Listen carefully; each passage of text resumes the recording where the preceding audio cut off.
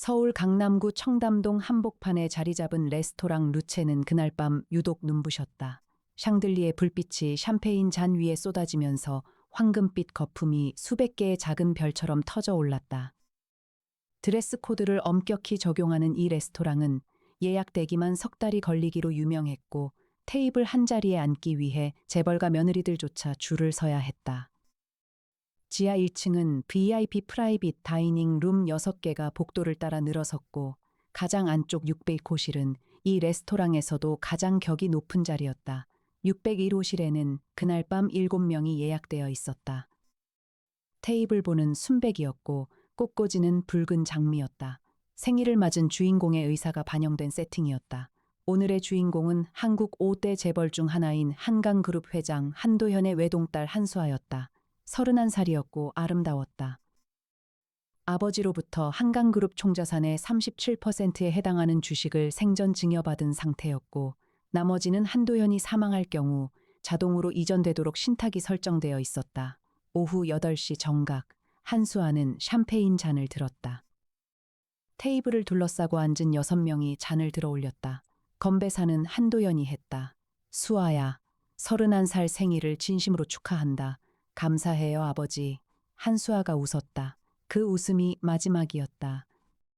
샴페인이 목으로 넘어간 순간 한수아의 표정이 굳었다. 손가락이 잔을 놓쳤다. 크리스탈 잔이 테이블 모서리에 부딪히며 산산조각 났다.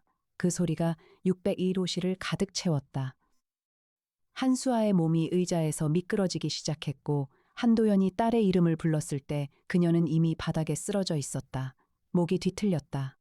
안구가 위로 말렸다. 입술색이 파랗게 변하는데 걸린 시간은 15초였다. 루체 601호실에 앉아있던 사람들은 그날 밤 각자의 방식으로 공포를 마주했다. 그중 한 사람만이 공포가 아닌 다른 감정을 감추고 있었다. 그것은 안도였다. 서울 마포구 합정동 골목에는 키가 큰 플라타너스 나무가 여름마다 짙은 그늘을 드리웠다. 그 그늘 한가운데 50층짜리 오피스 빌딩이 서 있었다. 최신 유리 커튼월 외벽이 여름 오전 햇살을 받아 거울처럼 빛났고 빌딩의 꼭대기층 창문 유리에는 금박으로 새겨진 글자가 있었다. 강역탐정사무소.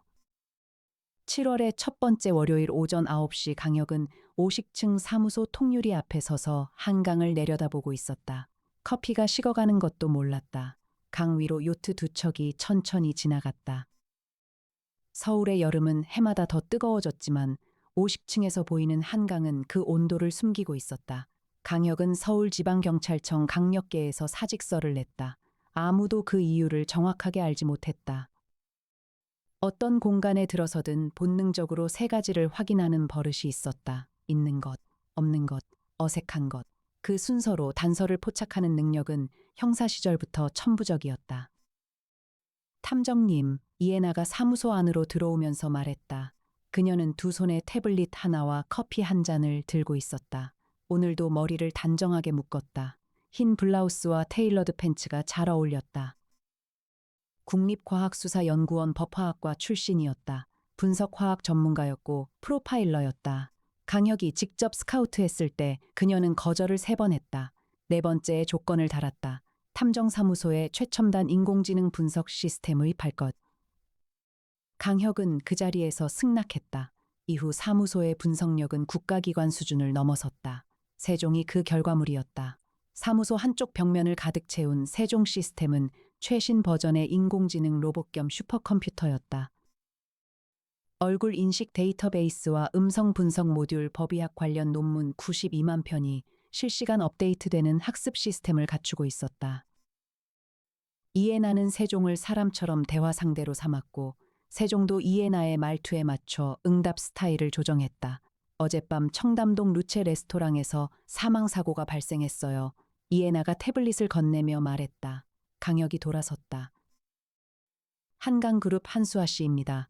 한도현 회장의 외동딸, 만 31세. 어젯밤 자신의 생일 파티 도중 샴페인을 마신 직후 사망했어요. 경찰은 현재 급성 알코올 과민 반응 또는 기존 심장 질환에 의한 돌연사로 잠정 분류하고 있습니다. 강혁은 태블릿을 받아 사진을 훑었다. 현장 사진이 여러 장 들어 있었다. 쓰러진 여자의 자세, 깨진 크리스탈 잔의 파편, 테이블 위에 남은 샴페인 잔들. 강혁의 시선이 한 지점에서 멈췄다. 생일 파티 참석자가 7명인데 샴페인 잔은 8개가 놓여 있었네요. 이에나가 눈을 가늘게 떴다. 경찰은 그 부분을 예비잔으로 처리했어요. 경찰이 틀렸어요. 강혁이 태블릿을 돌려주며 말했다. 의뢰인이 있어요? 한도연 회장이 오늘 오전 연락을 해왔어요. 딸의 죽음이 단순 돌연사가 아니라고 확신한다고 했습니다. 오전 11시에 직접 오신다고 합니다. 강혁은 다시 한강을 바라봤다. 요트는 이미 시야에서 사라진 뒤였다. 애나 씨. 루체 레스토랑 CCTV 영상 요청 넣어줄 수 있어요? 이미 세종에게 요청했습니다. 영장 없이 접근 가능한 공용구역 영상은 1시간 안에 확보됩니다. 강혁이 짧게 웃었다. 한 발이 아니라 두 발이 빨랐다. 한도현은 11시 정각에 도착했다. 그는 이른이 되어가는 나이에도 허리가 곧았다. 짙은 회색 정장을 입었고 넥타이는 매지 않았다. 경호원 2명이 복도에 남았고 비서는 아래 로비에서 기다렸다. 사무소 안으로 들어선 순간 그는 잠깐 발을 멈췄다. 최첨단 시설을 한번 훑었다. 세종 시스템의 화면들이 조용히 돌아가는 것을 보았고 강혁을 바라보았다. 강 탐정, 앉으시죠. 강혁이 소파를 권했다. 이에나는 그 옆에서 노트북을 열었다. 한도현이 앉았다. 잠시 침묵이 흘렀다. 그는 말을 꺼내기 전에 두 손을 모아 무릎 위에 올려놓았다. 그것이 강혁의 눈에 들어왔다. 오래 기다린 사람의 자세였다. 딸아이가 독살당했습니다. 한도현이 말했다. 경찰은 심장 문제라고 합니다. 수아는 건강검진을 3개월 전에 받았어요. 아무 이상이 없었습니다. 마라톤을 즐기던 아이였어요. 31kg짜리 덤벨을 들었던 아이입니다. 국과수 부검은 요청하셨습니까? 이에나가 물었다. 요청했어요. 결과는 열흘 뒤에 나온다고 합니다. 강 탐정, 나는 열흘을 기다릴 수가 없어요. 그 열흘 사이에 증거가 사라질 수 있습니다. 그걸 너무 잘 압니다. 강혁이 팔짱을 꼈다. 그날 밤 601호에 함께 있었던 분들을 말씀해 주시겠습니까? 한도현이 깊게 숨을 들이쉬었다. 저를 포함해서 7명이었습니다. 수아의 남편 차준영, 나의 측근이자 한강그룹 부회장 오재섭, 오재섭의 아내 윤미래, 수아의 친구이자 그룹의 홍보팀장 김세진. 마지막으로 수아의 어릴 적 친구이자 변호사인 강나래. 강혁이 이름들을 듣는 동안 이에나는 노트북에 받아 적었다. 남편 차준영 씨는 어떤 분입니까? 한강그룹과 거래하는 차동산업의 아들입니다. 수아가 25살에 직접 골라왔어요. 처음에는 반대했습니다. 결혼한 지 5년이 됐어요. 아이는 없습니다. 사이가 좋았습니까? 한도현의 눈빛이 미묘하게 흔들렸다. 최근엔 잘 모르겠어요. 강혁은 그 대답을 오래 기억해 두었다. 회장님, 한 가지 더 여쭤봐야겠습니다. 한수아 씨 사망 이후 한강그룹의 주식 구조가 어떻게 변합니까? 한도현의 표정이 굳었다. 그는 잠시 강혁을 바라보다가 입을 열었다. 수아가 보유한 주식 37%는 수아의 법정 상속인에게 이전됩니다. 남편인 차준영에게 갑니다. 아이가 없으니까요. 차준영 씨는 현재 한강그룹에서 어떤 직위입니까? 전략기획본부장입니다. 강혁이 이에나와 눈을 마주쳤다. 이에나는 이미 세종의 차준영의 이름을 검색 입력한 상태였다. 오후 2시, 강혁과 이에나는 청담동 루체 레스토랑 앞에 섰다. 무인 승용차가 조용히 도로변에 멈췄다. 강혁이 내리면서 재킷 칼라를 바로잡았다. 이에나는 어깨 가방에서 소형 스캐닝 기기를 꺼냈다. 손바닥 크기였지만 적외선 분광 분석과 잔류 화학물질 탐지가 동시에 가능한 최신 기기였다. 레스토랑은 경찰 통제선이 해제된 상태였다. 담당 형사가 이미 루체를 떠났다는 것을 이에나는 이미 확인해 두었다. 강혁의 형 강민혁 검사가 루체 측에 협조 요청을 해준 덕분에 지배인은 두 사람을 안내해 주었다. 601호실은 어두웠다. 강혁이 들어서면서 조명 스위치를 올렸다. 불빛 아래 드러난 601호실은 어젯밤의 흔적을 아직 정리하지 않은 채였다. 테이블 위에는 파편이 제거된 흔적만 남았고 의자 배치는 그대로였다. 강혁은 그 자리에 서서 있는 것부터 봤다. 테이블 중앙에 놓인 꽃병, 8개의 플레이트, 와인잔과 샴페인잔이 한 세트씩, 냅킨은 절반쯤 치워져 있었다. 8개의 플레이트 중 맨 끝 자리 2개가 자세히 보니 조금 더 안쪽으로 밀려나 있었다. 다음으로 없는 것을 봤다. 잔이 하나 없었다. 한수아가 사용하던 자리에 크리스탈 잔, 경찰이 가져간 것은 파편들이었다. 그런데 그 자리를 기준으로 왼편 자리에 원래 있어야 할 물잔이 없었다. 마지막으로 어색한 것을 봤다. 꽃병이었다. 루체의 테이블 장식은 원칙적으로 테이블 정중앙에 배치된다고 지배인에게 들었다. 그런데 꽃병이 정중앙이 아니라 미세하게 오른쪽으로 치우쳐 있었다. 누군가 꽃병 주변을 지나치다가 살짝 건드렸거나 아니면 의도적으로 꽃병 쪽으로 몸을 기울였던 것이었다. 애나 씨, 꽃병 쪽 샘플 채취 부탁해요. 이에나가 스캐닝 기기를 들이댔다. 30초 후 기기가 결과를 출력했다. 이에나가 화면을 읽었다. 탐정님, 꽃병 안쪽 물에서 포타슘 시아나이드 잔류물이 검출됩니다.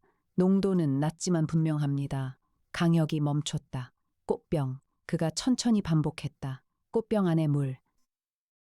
그것이 어떻게 샴페인 잔으로 갈 수 있었는가. 강혁은 601호실 구조를 다시 훑었다. 테이블과 꽃병의 위치, 서버가 이동하는 동선, 조명의 각도, 디너 서비스 중 조명이 낮아지는 시간대, 지배인님. 어젯밤 601호 서비스를 담당한 웨이터가 누구였습니까?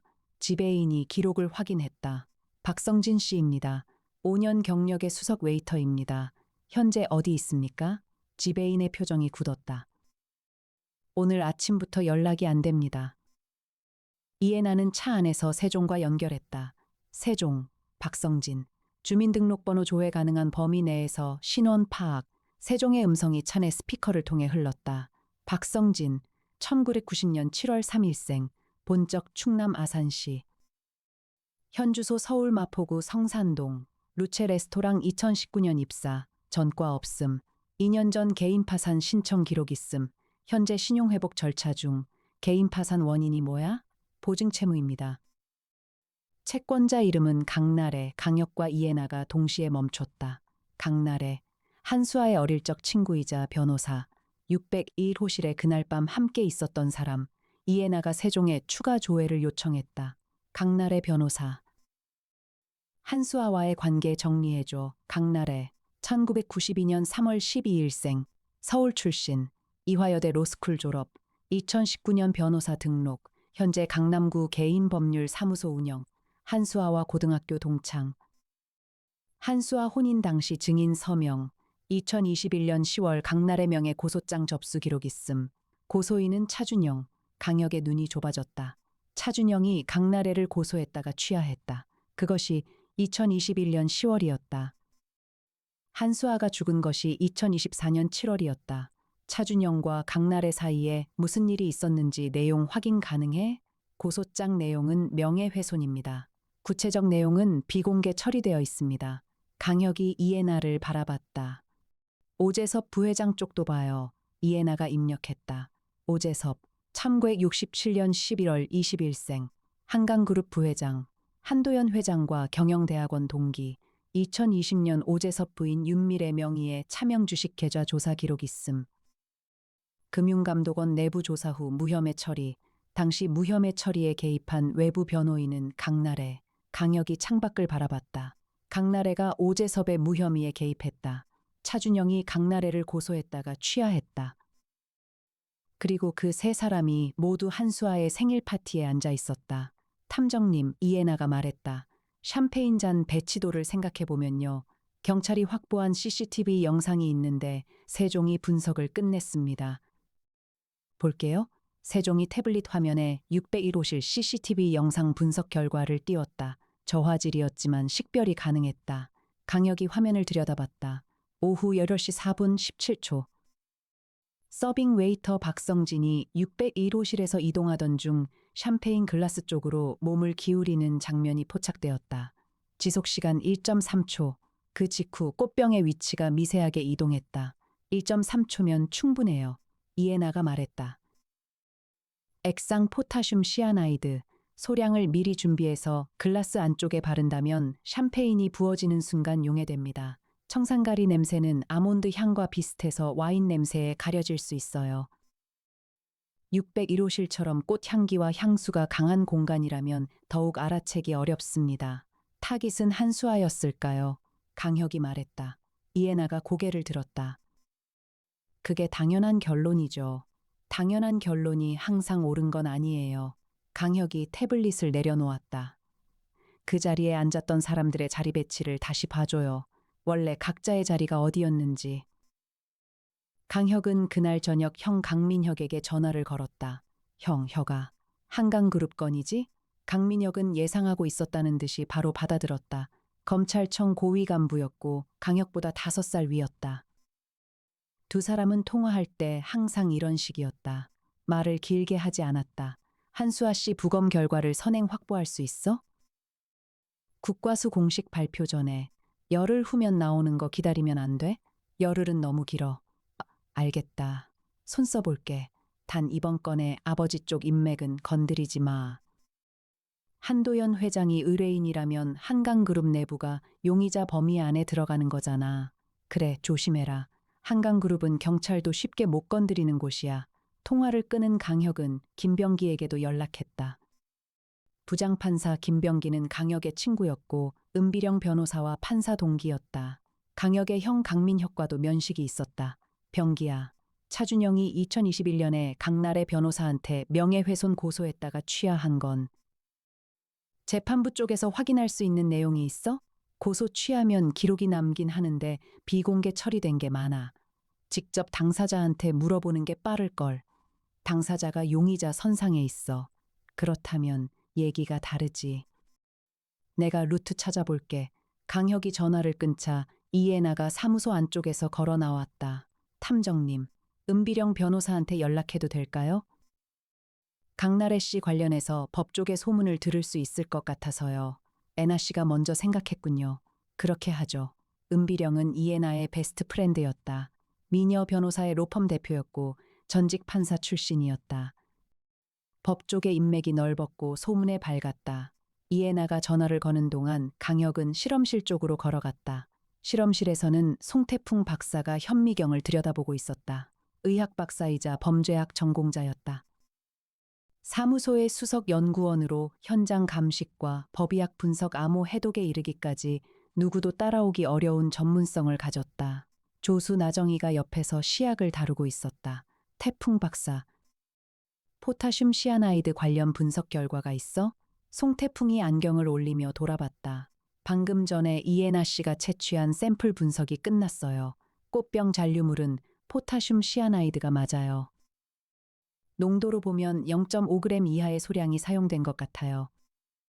이 정도면 성인 기준으로 치사량 이하지만 피해자가 항우울제나 혈압약 같은 특정 약물을 복용 중이었다면 상호작용으로 훨씬 빠르게 치사 효과가 나타날 수 있어요. 강혁이 멈췄다. 한수아 씨가 약을 복용하고 있었는지 확인할 수 있어요? 국과수 부검 결과에 나오겠죠.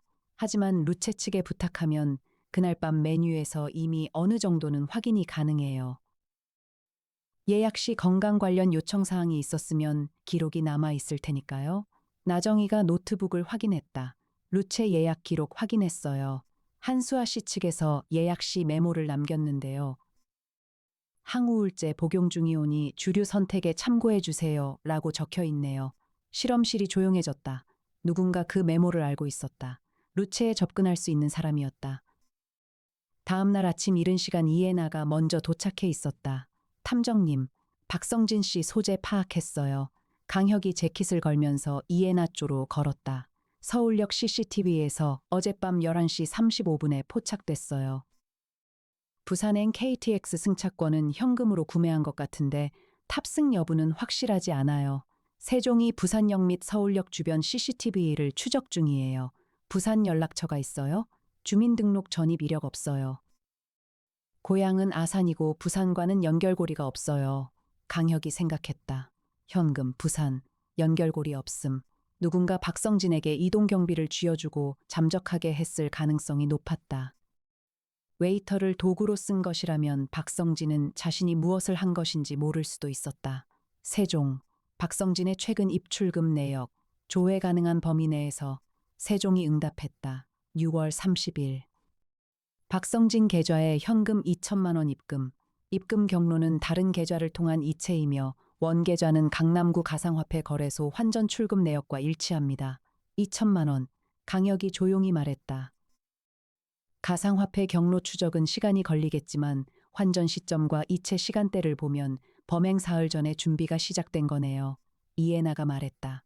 강혁이 의자를 끌어당겨 앉았다. 601호실 참석자 6명. 각각의 한수아와의 관계 정리해 줄게요. 의심 가는 순서대로. 이해나가 세종 화면을 펼쳤다. 차준영, 한수아의 남편. 한수아 사망으로 주식 37% 상속. 한강그룹 전략기획본부장에서 실질적 그룹 지배력 확보 가능. 최근 두 부부 사이에 불화 징후가 포착됩니다.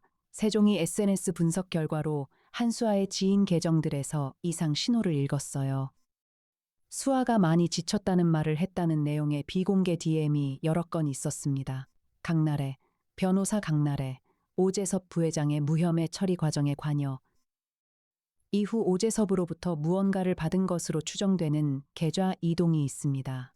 차준영과의 명예훼손 건은 차준영이 강나래의 특정 행동에 대해 항의했다가 취하된 형태입니다. 취하 이유 불명. 오재섭과 한수아의 관계에서 흥미로운 부분이 있어요. 한수아가 3달 전에 이사회에서 오재섭의 계열사 인수합병건에 반대표를 행사한 기록이 있습니다. 한도연 회장이 찬성했음에도 불구하고요.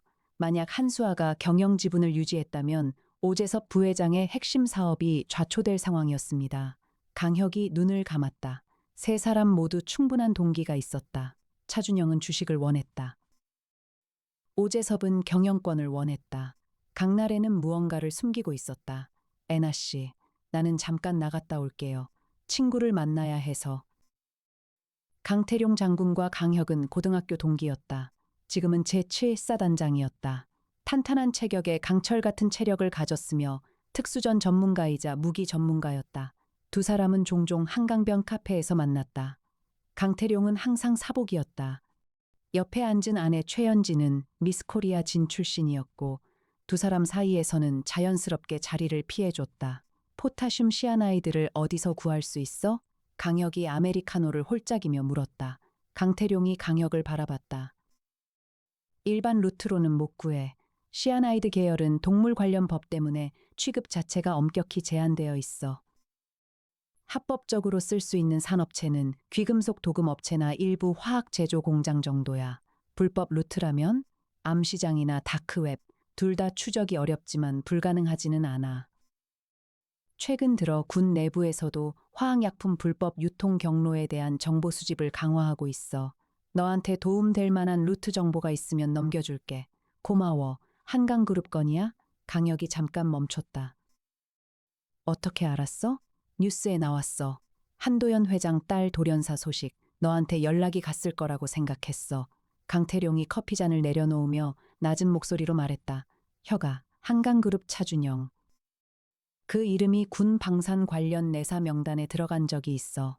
방산 비리 관련 제보가 들어온 건데 한강그룹의 계열사 한강방산이 중간에 끼어 있었고 차준영이 그 계열사 이사를 겸직하고 있어. 강혁의 눈이 가늘어졌다. 그 내사는 지금 어떻게 됐어? 흐지부지 됐어. 제보자가 갑자기 제보를 철회했거든. 강혁은 한동안 강물을 바라봤다. 제보 철회, 강나래가 개입한 것인가? 오재섭이 개입한 것인가? 아니면 차준영이 직접 움직인 것인가? 강혁은 강나래의 사무소를 예고 없이 찾아갔다. 강남구 신사동에 위치한 강나래 법률사무소는 깔끔한 인테리어를 갖춘 곳이었다. 비서가 강혁을 안내했다. 강나래는 젊은 변호사였다. 32살이었고 목선이 뚜렷한 단아한 외모였다. 강혁이 들어서는 것을 보고 잠깐 굳었다가 표정을 정리했다. 강혁 탐정님이시죠? 연락이 올 줄 알았어요. 한수아 씨 생일 파티 당일에 대해 여쭤봐도 될까요? 강나래가 의자를 권했다. 앉으세요. 강혁은 앉으면서 강나래의 책상 위를 한번 훑었다. 파일들이 쌓여 있었다. 그중 하나의 파일 새긴 탭에 한강그룹이라는 글자가 보였다. 그날 밤 기억나는 것들을 말씀해 주시겠습니까? 수아가 잔을 들기 전에 잠깐 화장실을 갔다가 돌아왔어요. 건배를 하고 수아가 샴페인을 마셨는데 바로 쓰러졌어요. 저는 처음에 수아가 술에 약하다는 걸 알았기 때문에 기절한 줄 알았어요. 그런데 얼굴색이 이상해서 119에 전화를 했어요. 화장실을 갔다가 돌아왔을 때 자리 배치에 변화가 있었습니까? 강나래의 눈이 잠깐 어딘가를 향했다가 돌아왔다. 특별히 기억에 없어요. 강혁은 그 시선의 방향을 기억했다. 박성진 씨를 알고 계십니까? 루체의 웨이터분 말씀하시는 건가요? 그분이 강나래 씨명의 채무로 개인 파산 신청을 한 기록이 있어서요. 강나래의 표정이 굳었다. 사촌이에요. 사촌분의 연락처를 알고 계십니까? 요즘은 연락이 없어요. 박성진 씨가 현재 잠적 상태입니다. 강나래가 입술을 다물었다. 강혁은 더 물을 것이 있었지만 그 자리에서 더 얘기를 꺼내지 않았다. 강나래가 방어적 태세에 들어갔을 때 더 이상의 정보는 나오지 않는다는 것을 알고 있었다. 오히려 이 사람이 무엇을 숨기는지를 파악하는 데는 지금 이 반응으로도 충분했다. 감사합니다. 강혁이 일어서면서 말했다. 한 가지만 더 여쭤볼게요. 오재섭 부회장과는 현재도 법적 자문 관계를 유지하고 계십니까? 강나래의 눈이 흔들렸다. 개인적인 사안이라 말씀드리기 어렵습니다. 네. 알겠습니다. 강혁이 문 쪽으로 걸어가다가 멈추지 않고 말했다. 수아 씨가 항우울제를 복용한다는 것을 알고 계셨습니까? 등 뒤에서 강나래가 미묘하게 숨을 들이쉬는 소리가 들렸다. 강혁은 그 소리를 들었다. 강혁이 사무소로 돌아왔을 때 이해나가 기다리고 있었다. 탐정님, 국과수 부검 예비 결과가 나왔어요. 강민혁 검사님이 비공식 루트로 확보해 주셨어요. 이해나가 파일을 건넸다. 한수와 사인, 급성 시한화물 중독. 복용 중이던 항우울제와의 상호작용으로 치사 농도 도달 시간 단축, 체내 검출된 시아나이드 농도는 단독으로는 치사량이 아님, 그러나 약물 복용 상태에서는 치사 범위 진입, 이해나가 말했다. 독살 맞아요. 그것도 피해자의 약물 복용 정보를 사전에 알고 있었던 사람이 조제량을 계산한 거예요. 아마추어가 아닙니다. 치사량 이하의 시아나이드를 사용하면 동물 의심을 낮출 수 있어요. 결론적으로 이건 아주 정밀하게 설계된 살인이에요. 강혁이 앉았다. 그러면 사전 정보를 가진 사람이 범인일 가능성이 높아요. 루체 예약 시 건강 관련 정보를 입력한 건 한수아 본인이거나 예약을 대행한 사람이에요. 예약 대행은 누가 했어요? 이해나가 기록을 확인했다. 루체 예약 기록에 따르면 예약자는 차준영 씨 이름으로 되어 있어요. 생일 이벤트 포함해서 예약을 넣을 때 건강 메모가 함께 입력됐어요. 강혁이 두 눈을 감았다가 떴다. 차준영이 예약자였다. 차준영이 아내의 항우울제 복용 사실을 알았다. 차준영이 박성진과 연결되어 있을 가능성. 그러나 아직 놓친 것이 있었다. 박성진은 강나래의 사촌이에요. 강혁이 천천히 말했다. 차준영이 박성진에게 직접 접근했다면 강나래를 통했을 가능성이 있어요. 강나래와 차준영의 명예훼손건은 어떤 내용이었는지 아직 모르고 있어요. 그 내용이 열쇠가 될 수 있어요. 이해나가 고개를 끄덕였다. 은비령 씨한테 들은 내용이 있어요. 강혁이 이해나를 바라봤다. 강나래 씨가 변호사 등록 전에 판사로 임용되려다 탈락한 이력이 있대요. 탈락 이유가 뭔지는 공식적으로 알 수 없지만 법조계 소문에는 특정 기업과의 유착관계가 임용심사에서 문제가 됐다는 얘기가 있어요. 그 기업이 차동산업이에요. 차준영의 아버지 회사. 강혁이 자리에서 일어섰다. 차준영이 강나래를 오래전부터 알고 있었다. 그리고 강나래를 이용해서 오재섭 건도 처리했다. 그게 강나래와 오재섭의 연결고리이기도 하고, 그러면 세 사람이 모두 한 그물 안에 있는 건가요? 이해나가 물었다. 강혁이 코트를 집어들었다. 아직 알 수 없어요. 공범일 수도 있고 각자의 목적이 일부 겹쳤을 수도 있어요. 하지만 지금 당장 가장 중요한 건 박성진을 찾는 것이에요. 세종이 박성진의 위치를 다음 날 오전에 추적했다. 서울역에서 부산행 KTX에 탑승한 것이 확인됐지만 부산역 하차는 확인되지 않았다. 대신 대전역에서 하차하는 장면이 인근 편의점 CCTV에서 포착됐다. 이후 대전 시내 고시원으로 들어가는 장면이 확인됐다. 이해나가 즉시 이동 경로를 세팅했다. 무인 승용차를 준비했고 대전 현지 숙박을 예약했다. 강혁이 사무소를 나서기 전에 이미 모든 준비가 완료되어 있었다. 대전까지 2시간이 걸렸다. 박성진이 머무는 것으로 확인된 고시원은 대전역 인근 골목에 있었다. 강혁은 골목 구조를 들어서면서 빠르게 파악했다. 정문 하나, 비상구 하나, 지붕으로 연결된 옆 건물 경로 하나. 강혁의 추격 감각이 작동했다. 이해나가 정문 앞에 섰다. 강혁이 비상구 쪽으로 돌아갔다. 이해나가 안으로 들어가 관리인에게 요청해 박성진의 호실 문을 두드렸다. 인기척이 있다가 창문이 열리는 소리가 났다. 달아나는 것이었다. 강혁은 이미 비상계단 아래에 서 있었다. 박성진이 비상구를 통해 뛰어나왔다가 강혁과 정면으로 마주쳤다. 갈색 점퍼를 입은 30 중반의 남자였다. 얼굴이 소회해 있었다. 며칠째 제대로 못 잔 것 같았다. 박성진이 방향을 틀었다. 골목으로 뛰었다. 강혁이 뒤를 쫓았다. 좁은 골목에서 강혁의 능력이 빛을 발했다. 골목의 꺾임과 장애물을 본능적으로 읽었다. 2번의 코너를 돌았을 때 강혁이 박성진을 담장 쪽으로 몰았다. 담장 끝이 막혀 있었다. 박성진이 멈췄다. 잡으러 온 게 아니에요. 강혁이 숨을 고르며 말했다. 당신을 이용한 사람을 잡으러 온 거예요. 박성진이 돌아섰다. 눈 아래가 붉게 퉁퉁 부어 있었다. 두려움과 피로가 섞인 얼굴이었다. 제가 뭘 한 건지 처음엔 몰랐어요. 박성진이 떨리는 목소리로 말했다. 꽃병 안에 넣어두라고 했어요. 그냥 식용색소 같은 거라고 했어요. 파티 이벤트라고 했어요. 누가 부탁했습니까? 박성진이 대답하는데 시간이 걸렸다. 강날의 사촌 누나가요. 강혁이 눈을 감았다가 떴다. 강나래 씨가 직접 부탁했습니까? 아니요. 남자 목소리였어요. 전화로 강나래 누나 대신 연락한다고 했어요. 그 번호는 통화 직후에 수신 불가 상태가 됐어요. 2천만 원을 받았어요. 예.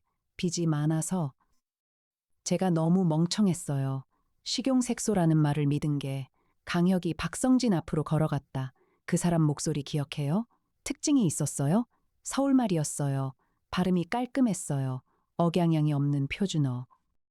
그리고 마지막에 한마디 했어요. 잔을 바꾸지 마. 바꾸면 안 되라고요. 강혁이 그 말을 반복했다. 잔을 바꾸지 마. 강혁은 대전에서 돌아오는 차 안에서 이해나와 함께 정리했다. 잔을 바꾸지 마. 그 말의 의미가 뭘까요? 이해나가 세종을 통해 601호실 CCTV 영상을 다시 분석했다. 탐정님. 한수아 씨가 화장실에 갔다가 돌아왔을 때 자리 배치가 바뀌었을 가능성을 이전에 말씀하셨잖아요. 그래요. CCTV 타임코드 상으로 오후 7시 56분에 한수아 씨가 화장실에 갔어요. 그 사이에 테이블 주변에서 잠깐의 혼잡이 있었어요. 웨이터 서비스와 일부 참석자들의 이동이 겹쳤고요. 이해나가 화면을 멈추고 확대했다. 7시 58분 30초. 누군가가 샴페인 잔 하나를 집어들었다가 다른 자리에 내려놓아요. 화질이 낮아서 누구인지 정확하게 식별하기 어렵지만 여성의 실루엣이에요. 강나래 씨와 윤미래 씨 중 한 명일 가능성이 높아요. 강혁이 화면을 오래 들여다봤다. 잔이 바뀌었다. 범인은 독이 든 잔이 한수아에게 전달되도록 자리를 설계했다. 그런데 누군가 그 잔을 움직였다. 그 결과로 독이 든 잔이 다른 자리에 놓이게 됐다. 원래 타깃이 한수아가 아니었다면요. 강혁이 말했다. 이해나가 손을 멈췄다. 잔이 원래 자리에 있었다면 누구에게 갔을까요? 강혁이 601실의 자리 배치도를 머릿속에 떠올렸다. 한도연 회장, 차준영, 오재섭 부회장, 윤미래, 강나래, 김세진, 그리고 한수아. 원래 자리 배치대로라면 한수아의 자리 옆에 앉은 사람은 차준영이에요. 이해나가 낮은 목소리로 말했다. 차준영이 타깃이었다? 박성진에게 지시한 사람이 잔을 바꾸지 마라고 했어요. 누군가 잔을 바꿀 것을 알고 있었거나 바꿀 가능성을 염두에 두고 있었다는 거예요. 강혁이 창밖의 어두운 고속도로를 바라봤다. 강나래가 잔을 바꿨어요. 강나래는 차준영을 죽이고 싶었어요. 그런데 범행을 의뢰한 사람은 한수아를 죽이고 싶었어요. 두 개의 목적이 한 테이블 위에서 충돌했어요. 이해나의 눈이 커졌다. 그러면 강나래는 공범이 아니라 또 다른 살인 시도자? 그렇거나 또는 강나래가 잔을 바꾼 이유가 차준영을 죽이려던 것이 아닐 수도 있어요. 오히려 한수아를 구하려 했는데 결과적으로 잔을 엉뚱하게 옮긴 것일 수도 있어요. 하지만 그 결과 한수아가 죽었어요. 그래요. 강혁이 조용히 말했다. 그래서 강나래가 침묵하는 거예요. 자신이 잔을 바꿨기 때문에 한수아가 죽었다는 것을 알고 있으니까요. 입을 열면 자신이 어떤 식으로든 연루된 것이 드러나니까요. 이해나가 다음날 오재섭 부회장의 계좌 이동 내역 추가 분석을 세종에게 요청했다. 결과는 충격적이었다. 오재섭이 가상화폐를 통해 박성진의 계좌로 2천만 원을 이체한 경로의 원계좌는 오재섭 부인 윤밀의 명의의 차명 계좌였다. 그 차명 계좌는 2020년 금융감독원 조사에서 무혐의 처리된 바로 그 계좌였다. 강나래가 무혐의 처리를 도왔던 계좌, 강혁이 팔짱을 꼈다. 오재섭이 박성진에게 돈을 줬어요. 강나래의 이름을 빌려서. 이건 강나래가 모르는 상태에서 이루어졌을 가능성이 높아요.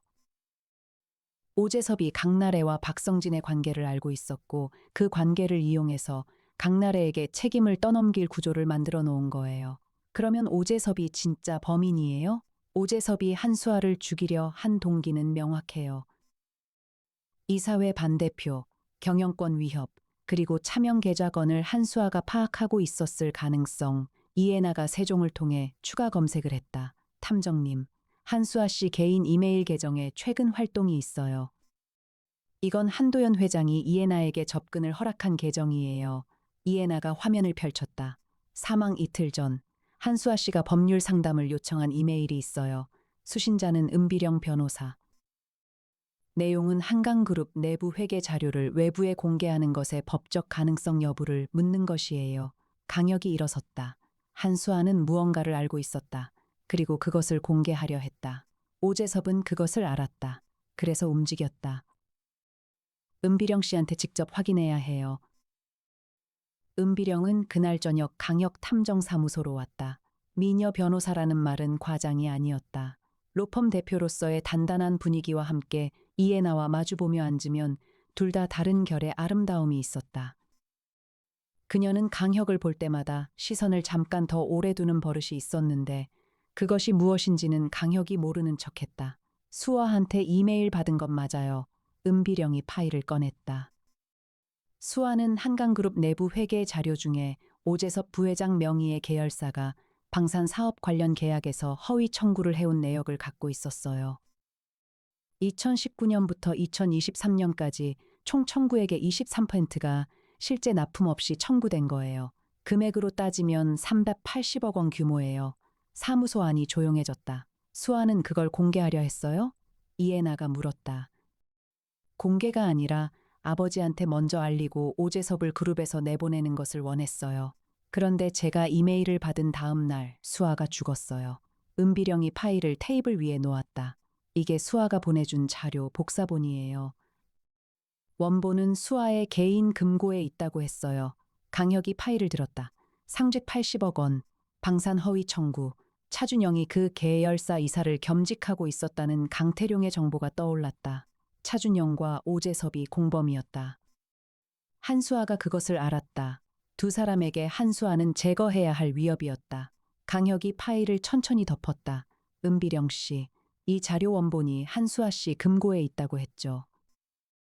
그 금고의 위치를 한도연 회장이 알고 있을까요? 수아가 아버지한테는 말 안 했을 거예요.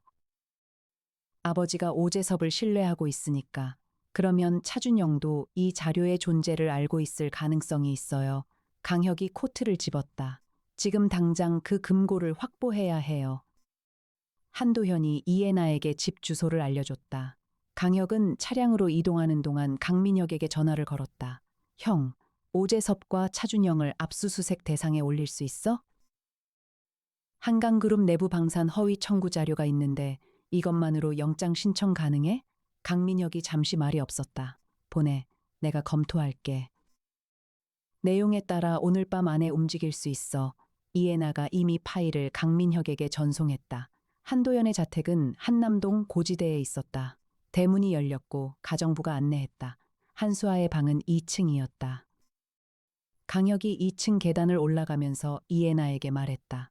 방에 누가 다녀간 흔적이 있는지 봐줘요. 이해나가 스캐닝 기기를 꺼냈다. 한수아의 방으로 들어섰다. 방은 정돈되어 있었다. 하지만 이해나가 문손잡이 주변을 스캔하자 지문 여러 개가 검출됐다. 그중 최근 48시간 이내에 찍힌 것으로 추정되는 지문이 2개 있었다. 한수아가 이미 죽은 지 이틀이 지나 있었다. 누군가 이 방에 다녀간 것이었다. 금고 위치를 알고 있는 사람이 다녀간 거예요. 강혁이 말했다. 옷장 안쪽에 금고가 있었다. 잠겨 있었다. 손잡이 주변에 긁힌 자국이 있었다. 누군가 강제로 열려고 시도한 흔적이었다. 이해나가 한도현에게 전화해 비밀번호를 확인했다. 금고가 열렸다.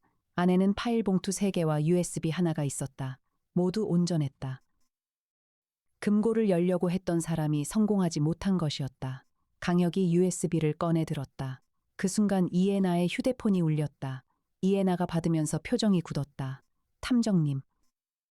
한도현 회장님이 방금 사무소 옥상 헬리포트에서 쓰러지셨어요. 집을 나간 지 2시간도 안 됐는데요. 강혁이 굳었다. 이유가? 현재 확인 중인데 음식에서 독성 물질이 검출됐대요. 오재섭이 움직이고 있었다. 한수아에 이어 한도현까지 제거하려는 것이었다. 강혁이 한남동 자택을 뛰쳐나왔다. 무인 승용차가 최고 속도로 사무소로 향했다. 이해나가 동시에 119와 사무소 쪽에 연락했다. 송태풍 박사가 해독제를 준비하고 있다는 연락이 왔다. 강혁의 형 강민혁이 이미 한도현 건에 대해 압수수색 영장 청구를 준비하고 있었다. 강혁은 달리면서 생각했다. 오재섭이 한도현을 노린 것은 USB의 존재를 눈치챘기 때문일 것이었다. 은비령이 수아의 이메일을 강혁에게 보여줬다는 사실이 새어나간 것인가? 아니면 오재섭이 자택에 다녀간 사람이 금고를 열지 못하고 돌아왔다는 것을 알고 다음 수를 쓴 것인가?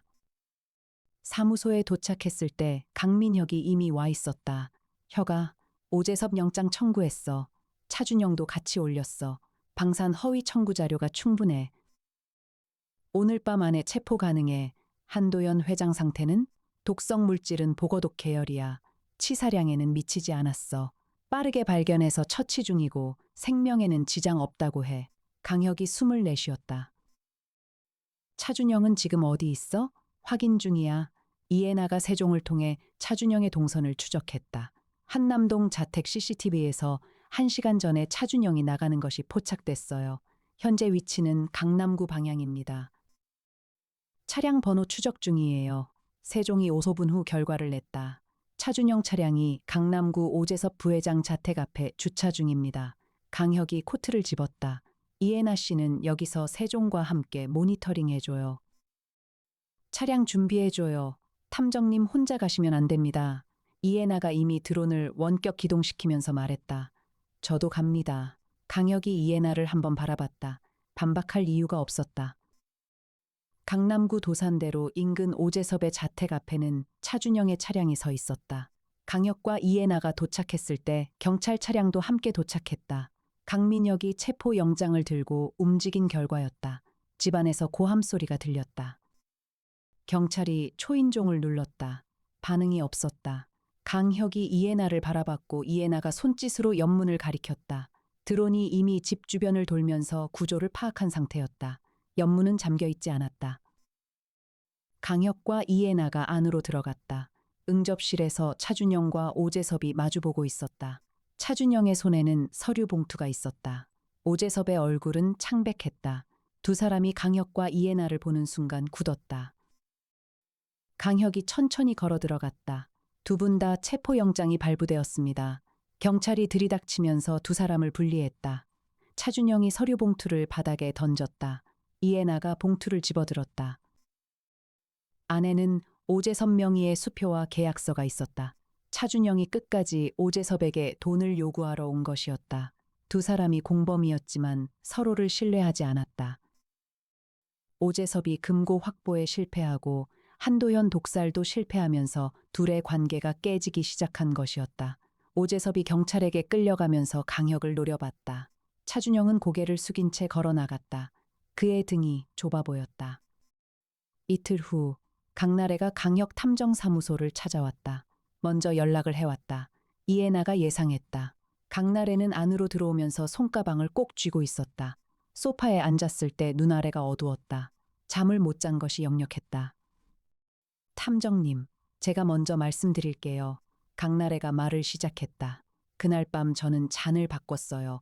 수아 옆에 있던 잔을 차준영 쪽으로 옮겼어요. 이유는 수아를 살리려던 게 아니었어요. 강혁이 기다렸다. 차준영을 죽이려 했어요. 강나래의 목소리가 낮아졌다. 차준영이 5년 전에 저를 협박했어요.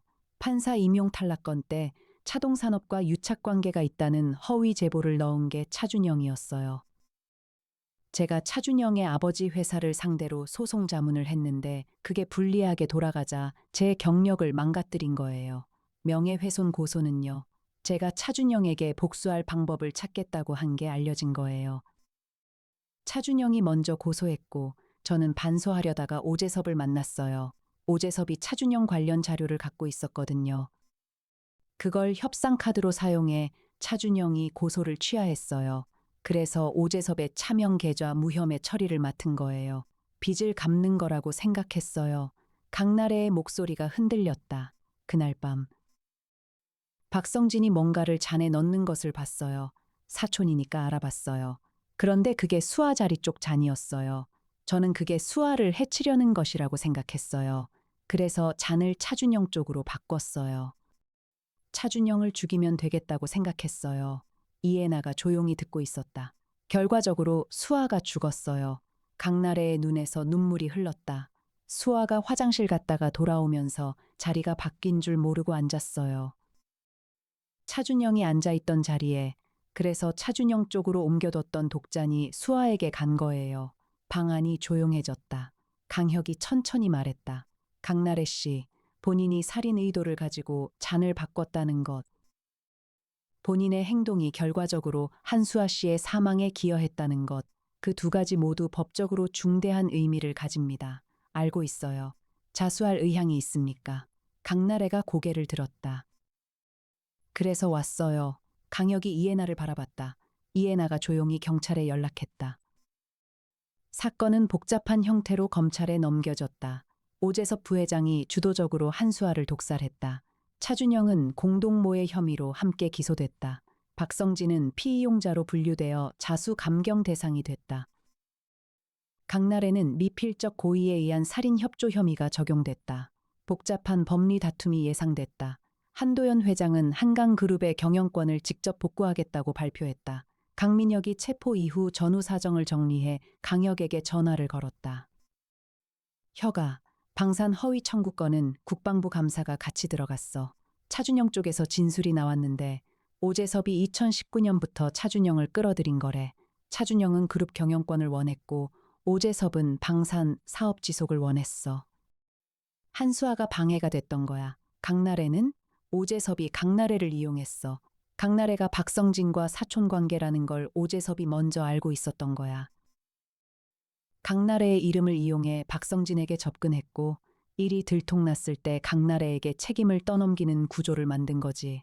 강나래가 잔을 바꿀 것도 미리 예상했는지는 아직 확인 중이야. 예상하지 못했을 거야. 단순히 책임을 분산시키려 했던 거지. 잔을 바꾸지 말라고 박성진에게 지시한 것도 그 때문이야. 강나래가 잔을 바꾸면 자신의 계획이 틀어질 수 있다는 걸 알고 있었으니까 사전에 강나래가 차준영에 대해 복수 의지가 있다는 것을 파악해서 변수로 인식하고 있었던 거네. 그래. 오재섭은 치밀했어. 통화를 마친 강혁은 잠시 사무소 창문 앞에 섰다. 한강 위에 석양이 내려앉았다. 붉은 빛이 강물 위에서 흔들렸다. 강혁은 그 빛을 바라보면서 한수아를 생각했다. 31살. 아름다웠고 조용히 옳은 일을 하려 했던 사람, 그 용기가 그녀를 죽였다. 강력계 시절부터 이것이 가장 견디기 힘들었다. 한 사람의 삶이 단 하룻밤에 사라지는 잔인한 진실. 범인을 잡는 것으로는 그 상실이 메워지지 않는다는 것. 이해나가 커피 2잔을 가지고 왔다. 탐정님, 그녀가 커피를 내밀면서 말했다. 수고하셨어요. 강혁이 커피를 받았다. 두 사람은 잠시 나란히 창 앞에 서서 한강을 바라봤다. 말이 없었다. 그 침묵은 불편하지 않았다. 애나 씨, 강혁이 말했다. 이번 사건에서 한 가지 더 확인한 게 있어요. 이해나가 강혁을 바라봤다. 세상에는 무너진 사람들이 너무 많아요. 한수아 씨도 혼자 무너지고 있었어요. 아버지에게도 말 못하고 남편을 이미 의심하면서도 확신을 못 갖고 그 사이에 독이 든 잔을 받았어요. 이해나가 조용히 들었다. 우리가 더 빨랐다면. 강혁이 말을 마치지 않았다. 이해나가 말했다. 더 빠를 수는 없었어요, 탐정님. 우리가 의뢰를 받은 건 이미 수아 씨가 죽은 다음이었으니까요. 지금 우리가 할 수 있는 건 이 사건의 진실을 제대로 밝히는 거예요. 그게 수아 씨에게 우리가 해줄 수 있는 거예요. 강혁이 커피를 한 모금 마셨다. 그래요. 그가 조용히 말했다. 창밖에서 한강이 흘렀다. 석양이 지고 있었다. 가을이 왔다. 강혁 탐정사무소에는 그 이후로도 의뢰가 이어졌다. 오재섭과 차준영의 재판은 길게 이어졌고 방산 허위 청구 건은 국방부 수사로 확대됐다. 강날에는 자수한 뒤 검찰 조사에 충실히 임했다. 박성진은 피이용자 인정을 받아 집행유예 판결을 기다리고 있었다. 한도연 회장은 건강을 어느 정도 회복했다. 그는 한강그룹 내에 내부감사위원회를 독립기구로 신설하고 외부 전문가를 위원장으로 앉혔다. 그것이 한수아가 원했던 방향에 가장 가까운 것이라고 생각했기 때문이었다. 어느 날 저녁 강혁이 늦게까지 사무소에 남아 있었다. 이해나는 이미 퇴근한 시간이었는데 사무소 문이 열렸다. 이해나가 들어왔다. 손에 테이크아웃 커피 2잔이 있었다. 퇴근하셨던 거 아니었어요? 강혁이 눈을 들었다. 탐정님 혼자 남아 계실 것 같아서요. 이해나가 커피를 내밀었다. 강혁이 그것을 받았다. 이해나가 맞은편 소파에 앉았다. 탐정님, 한 가지 물어봐도 될까요? 말해요. 탐정 일을 계속할 거죠? 강혁이 커피잔을 내려보다가 이해나를 바라봤다. 그럼요, 왜요? 세상에는 무너진 사람들이 너무 많으니까요. 이해나가 웃었다. 소리 없는 웃음이었지만 화냈다. 저도 계속 있을 거예요. 강혁이 창밖을 바라봤다. 가을 한강 위에 달빛이 내려앉아 있었다. 빛나고 있었다. 독이 들어있지 않은 빛이었다. 잔을 바꿔 생명을 구할 수 있는 사람이 되는 것. 그것이 강혁이 사직서를 내고 이 창문 앞에 간판을 단 이유였다. 아직 늦지 않았다고 생각했다. 무너진 사람들의 뒤를 끝까지 따라가는 일. 재벌이든 서민이든 상관없이. 그것이 강혁 탐정사무소였다.